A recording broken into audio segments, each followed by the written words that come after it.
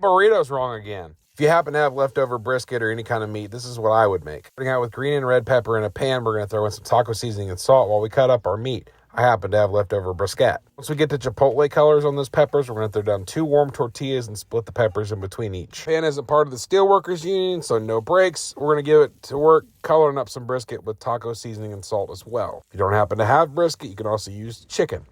Seasoned the same way. From here, it's completely optional. You come in with a little bit of salsa and a little bit of crema, along with cotija cheese. Just stuff they put on Mexican street corn. Just trust me, you'll love it.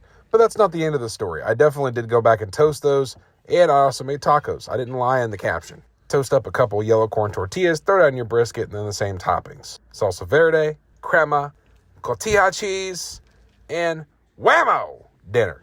Now, I did toast up those burritos. I'm not a liar. So we have dinner tonight, lunch tomorrow. Did you hit follow yet? These things look insane. Oh my word. I know this was simple, but it kept you out of the drive-thru. Was it good? Yep.